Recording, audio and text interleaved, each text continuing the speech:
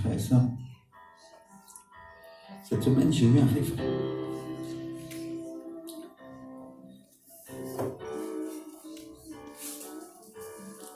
Et dans ce rêve, j'étais dans un avion. Et cet avion s'approchait du sol. Tout doucement, tout doucement, tout doucement. J'étais assis sur le siège du copilote. C'est pas moi qui pilotais l'avion.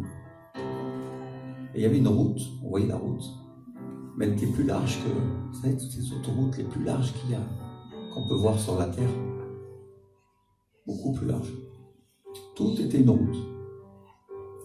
Et l'avion descendait, s'approchait du sol. Et puis tout d'un coup, en face, il est venu un autre avion, exactement comme le nôtre. Juste en face. Ils allaient se percuter.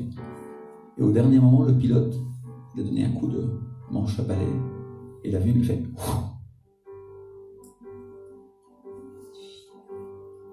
Ceux qui ont pris l'avion, ils savent que dans un avion de ligne, en général, on fait rarement de la voltige aérienne. C'est pas trop fait pour. Et l'avion, à 90 degrés. J'ai dit, wow. Et l'autre avion en face était exactement comme le nôtre. Bleu, pareil.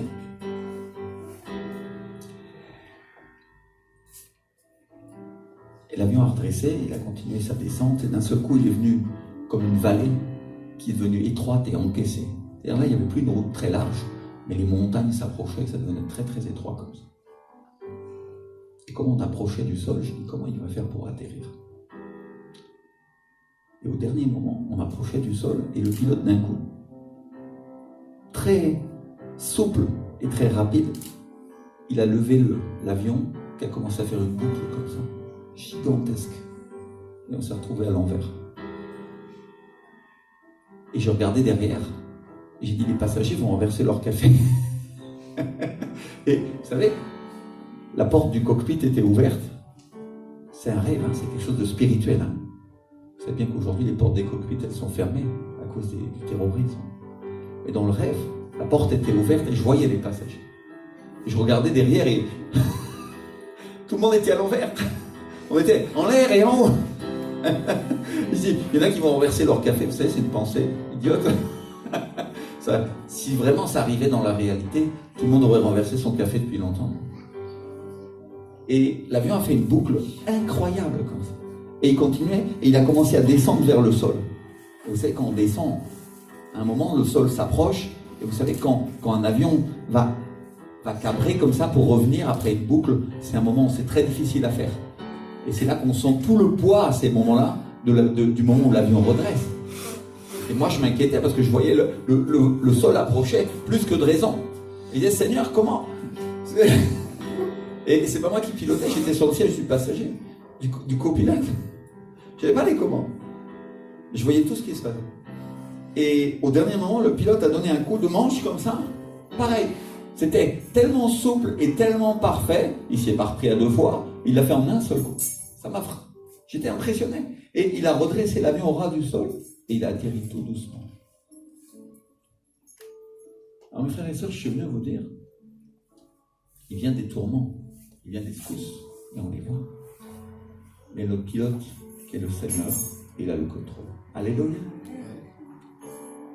Et il pilote tellement parfaitement. C'est incroyable. Alors il y a des détails que je n'ai pas pensé à vous donner. C'est qu'à la fin, une fois qu'on était posé, il y a une passagère qui est venue. Elle avait vomi des beignets. Et elle est venue pour se plaindre. Et le pilote, il dit, remplissez le certificat là. Et il est sorti, il n'en avait rien à faire. Il allait s'occuper d'autre chose. Et moi, je lui disais, je parlais avec elle, et je lui disais, écoute, franchement, tu devrais le remercier parce qu'il t'a sauvé la vie. Parce que personne ne pouvait faire ça. Alléluia. Donc la bonne nouvelle, mes frères et sœurs, c'est qu'il y a un seul passager qui va vomir la parole qui lui aura été donnée. Alléluia. Et tout le reste de l'avion, quelle église, va survivre à toutes ces circonstances. Alléluia. Et il y a un autre aspect dans ce rêve qui m'attire l'attention. Je rêve pas tout le temps quelque chose de Dieu, mais quand Dieu vous parle, parfois, il vous donne un rêve. C'est un rêve qui est autant pour nous comme ministère que pour l'Église. C'est pour ça que je partage. Le Saint-Esprit m'a dit, maintenant tu partages. Alléluia. Il y a un autre aspect que je voudrais vous faire comprendre à chacun d'entre vous.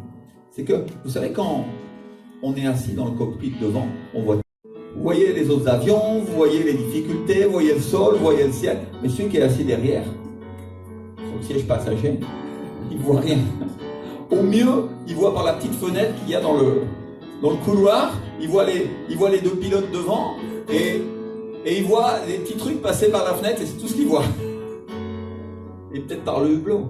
Mais il n'a pas une visibilité sur les circonstances qui est la même que celui qui est assis dans le cockpit. Alléluia.